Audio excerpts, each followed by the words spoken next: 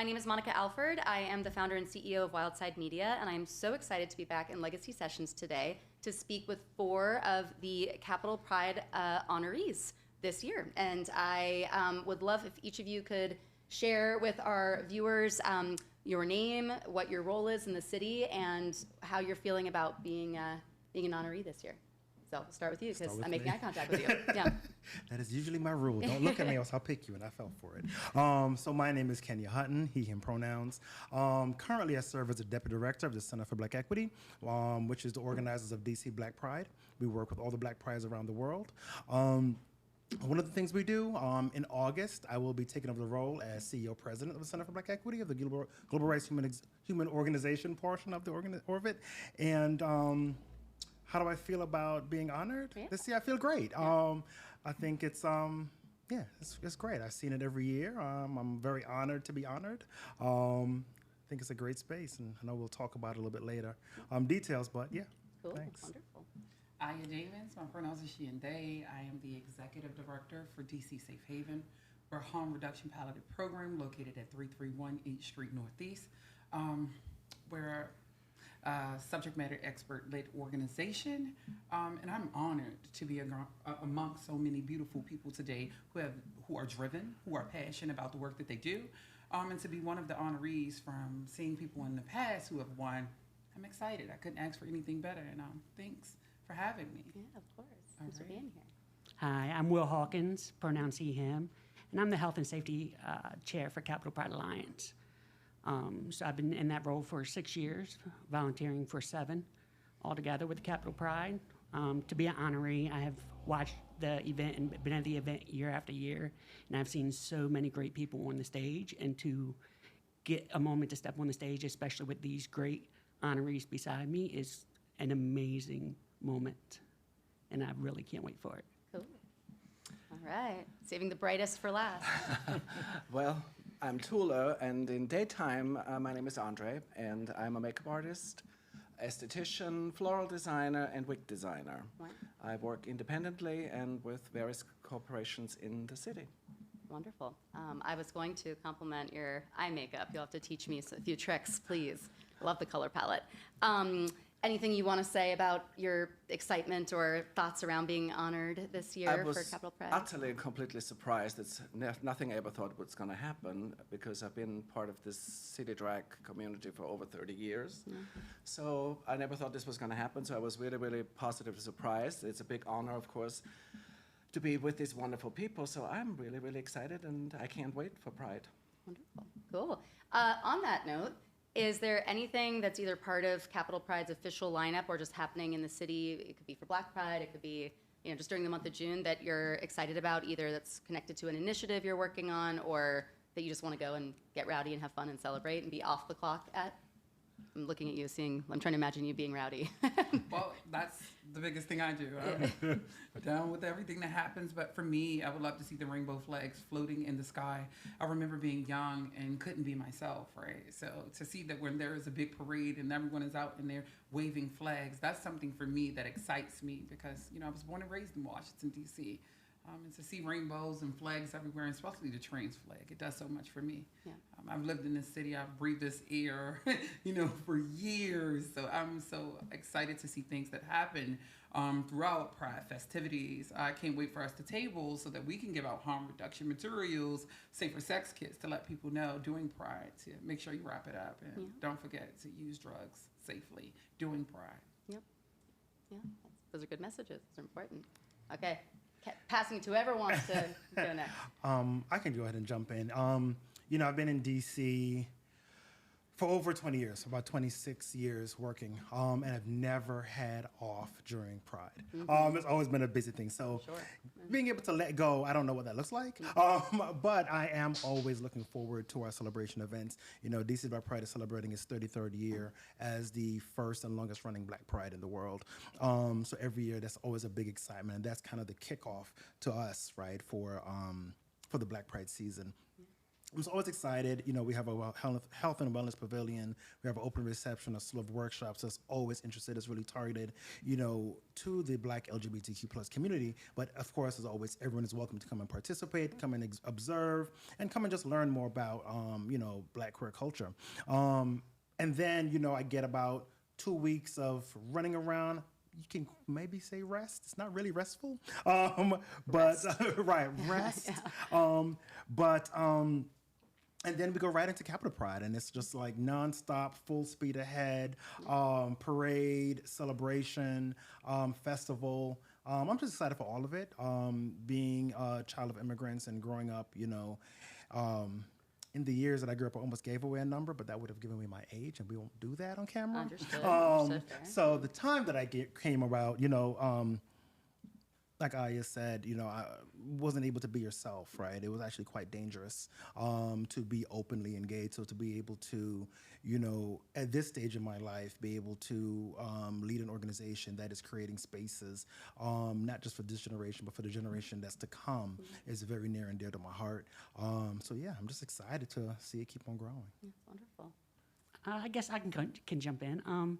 So for me, Capitol Pride, the weekend is extremely busy. I get to DC because I'm from Baltimore on Wednesday, and on parade day, Saturday, I'm normally on site at 4 a.m. to get the golf carts, and I leave after midnight once I get the golf carts to festival site. But I never see myself as a pride organizer. It was just, and then I got involved in it, and it's really a second family, Capitol Pride. We know each other, we're friends. The people I have met working within the Pride system have led me to volunteer in other roles. You know, within my day job as a correctional officer, I started a LGBTQ liaison program within the Maryland prison system. So, and that's all started out of Capitol Pride. So I really look forward to the weekend. But to be honest, I'm super excited about DC Black Pride, especially the opening party at Metro Bar on Thursday with Impulse DC, a great organization. So really looking forward to that. Very cool. Well, I'm going to jump in too, because I grew up in a very, very small village in the Austrian Alps, and the word gay wasn't even part of our vocabulary. So being a little princess, you know, Catholic kindergarten allowed me to do drag, actually, which is quite progressive. So I realized then that I was different and special, and my parents kind of sort of ignored it, like many parents do, and they thought, well, it's going to go away. See what happened. So when I first came to DC 30-some years ago, it was my first Pride I was ever in, and I had never experienced anything like it. And ever since then, the parade particularly is my favorite, because I've met so many people over the years, you know, after the parade or during the parade, and then you realize of how many allies we really have. And I have a special connection with kids, even though I'm not terribly fond of them normally, but they tend to be fond of me. Sort of like, you know, cats, when you don't like cats, they want to come to you. Right, of course, yes. But it made me very happy to realize of how many children out there just see the illusion and they don't think further, right? For them, it's just glitz and glamour and wonderful. And I've always admired parents or grandparents that bring their kids to gay pride parades, because that's what we really need in the future, is those young people, those kids to grow up to just realize that we're just people that dress a little bit fancier, you know, absolutely. hopefully. And so the parade itself, I like the festival, the parade for me, because it was my first time I've ever been in drag, in public, watched by thousands of people, and not be called names. So that was an amazing experience. So, and that's why we have to keep on going. I think a lot of people sometimes forget these days, you know, and we are in a situation right now in this country, I think, where we have to be very much aware that things could change rapidly in a very, very bad direction. So pride is even more important than it has been the last 30 years, I want to say. Yeah, I agree. Yeah, when you were saying safe spaces, there wasn't a safe space, and back in my head I was like, is it now? Is you know, it right? I mean, yes, comparatively speaking, but you know, it's sad to think that there's been a lot of progress, but in some ways we're not. at the brink of seeing everything go back. Yep. You Yep. know, Yep.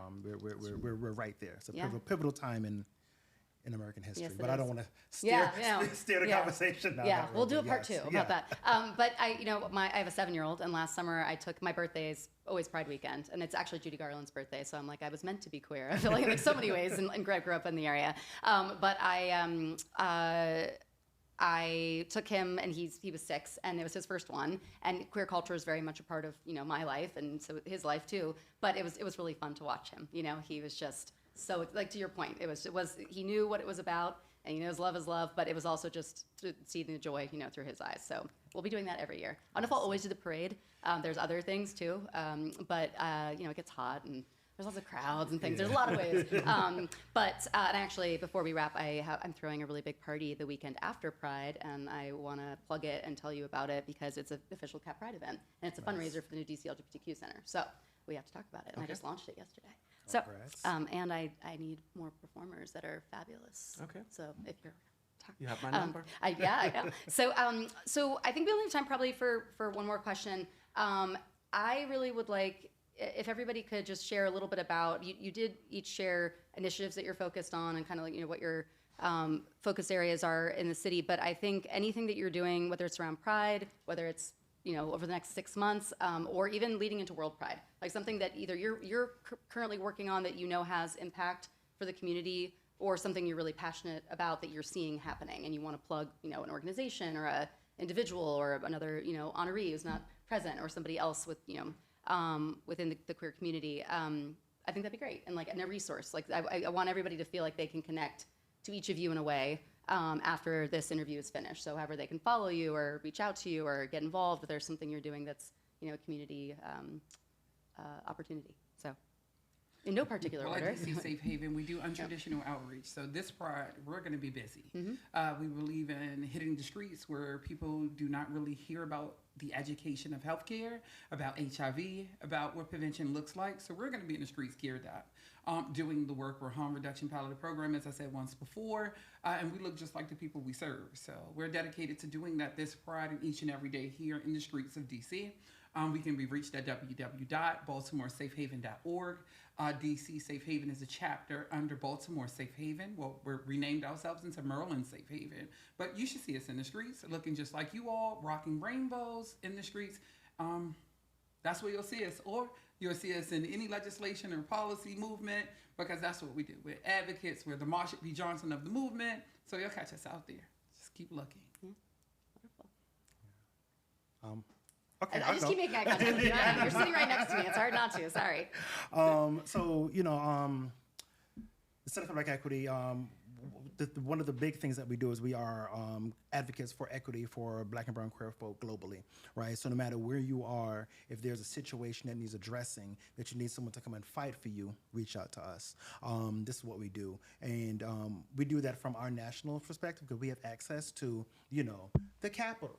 Over there it goes. The Capitol, right? We have the White House. We have access to some of these spaces. So what we do is, in addition to us doing that there, we also empower some of the mobilizers and organizers in your local area to be able to advocate for the issues to help, address whatever equity issues you're experiencing. So reach out to us at centerforblack.equity.org. That's CENTERFOREQUITY.org. I've been practicing my podcast. Yeah, I was like, that is impressive. I was like, okay, all right. Shout out to Black Equity because they've been the freedom fighters for us before we even got off the ground. We wouldn't know about the great work that this man does and gets us going. So if it wasn't for him, we probably wouldn't have made it here in DC. Oh, so. no, stop. Thank you. No. But that's what we do, right? We try to help organizations, try to help people. No matter what your question is, we utilize our access to advocate for you and to bring your voices to the table too, right? So if there's a situation going on, regardless of what it is, feel free to reach out to us on our website. You can find me on all social medias. I'm very boring. It's just Kenya Hutton. Or you can find me at kenyahutton.com. But reach out to us. And even if you see me outside, feel free to say, hey, Kenya, I want to talk to you about something. People do it all the time. And I'd be more than happy to have a conversation with you and get the ball rolling. Nice. Okay, wonderful. So, of course, I'll be at all Capitol Pride events, making sure they're health and safety and, for everybody. That's really, I started a health and safety program because I want everybody to be at Capitol Pride. So please, if you see me with a headset on, walking around, stop me, wave, hi.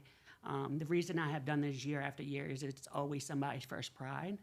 And that look that I see in their face takes me back to my first Pride. And it's just an amazing moment I get every year. So if it's your first Pride, please stop me, give me a smile, live your best life during Capitol Pride events. We love you all to be out and have fun with us. So please come and celebrate with my family. Well, I don't do any of these wonderful things that all these people are doing. But I have to say two things. I've been doing fundraising for probably 30 years because that's one thing our community is good at. And it has been very necessary. And we probably raised hundreds of thousands of dollars for various organizations. And another thing I always enjoy doing is I like going places dressed up where I'm not expected. Because I want people to realize, as I just said earlier, with children, even adults, that we are people, that we're not dangerous or threatening and, nasty. Well, we can be, obviously, but, and it's been a very positive experience. Going places that are not necessarily gay environments or queer environments, from the Kennedy Center all the way to the local theaters and other things. And when I traveled, I've done the same thing. I love doing drag, and I love being in drag, and it's been amazing to me when you actually get to meet people that sometimes they're put off at the beginning, and then I realize, oh, this is actually interesting, or a fun person to meet. And I think that's something that I believe in, is bringing our community to people that wouldn't come to us necessarily. And then when you do fundraising, people are like, oh, I remember that one. I've met that person here and there. And it helps greatly with raising money, and it's something I also enjoy doing. I love doing charity work. And that's what I've been doing, and you can follow me on Instagram as the Lady Tula. And if you need anything from me, like hair or makeup, I'm available. Or as a performer, and I can also host the show. Yeah. I'm making a list over here. Can I just drop in and say, I don't know why I'm leaning into the mic. I'm going to my podcast voice. But I do want to say you are doing something, right? You're showing up, you're taking up space, and you're representing the community. So you are doing some great things. Oh, thank you. Someone in community looks right up to you. Exactly. And say, that's who I want to be. Yes. It's okay to be who I want to be. Exactly. Right? So you are doing great things. And I just want to jump in. As I said earlier, I started the LGBTQ liaison program for the Maryland Department of Public Safety, representing the LGBTQ incarcerated population. And honestly, the person who really got me going and drove me to fight for the position for 3 years, being told no after no, is the person sitting beside me, Aya. Many nights, many text messages, just keep on going, keep on fighting. So she put that drive in me, so I just really want to take a second and recognize her for her greatness. Thank you so much, but if I can't do anything else, I can raise hell. Good to know. I'm also making a note about that. I'll be calling you too. Good This is trouble. great. Good trouble. Good trouble. There you go. It's a dream team. Yeah. Dream team. I love it. Well, thank you all so much for being here. So I know that tickets are still available to next Friday, right? So please go online, go to Cap Pride's website, and it's going to be, I think it's 7 to 11 p.m. on Friday, May 31st at MGM in National Harbor. Yes. So please buy a ticket, come celebrate, and stay tuned for more details about Walk on the Wild Side Pride Party, which is June 15th, the full weekend after Pride, so everybody can take a nap and then come out and celebrate again. And this is a Cap Pride event that is specific to fundraising for the new DC LGBTQ Center, and we'll have lots of live performances and makers markets and all sorts of fun things. So, Nice. Well, thank you all so much for being here. Thank you. Happy Thank you for having us. See you all in a few days. Happy I know. Pride. Yeah. Y'all know that go I time. also have Trans Pride. That's thrown. I've done it for the last 3 years that take up roughly 8 blocks in Baltimore City. I am the creator and founder of Trans Pride in Baltimore, so that is June 29th. If anyone's there, be there. If anyone's there, you all should be there. So, Yeah. Awesome. Alrighty. Thank you so much. All right.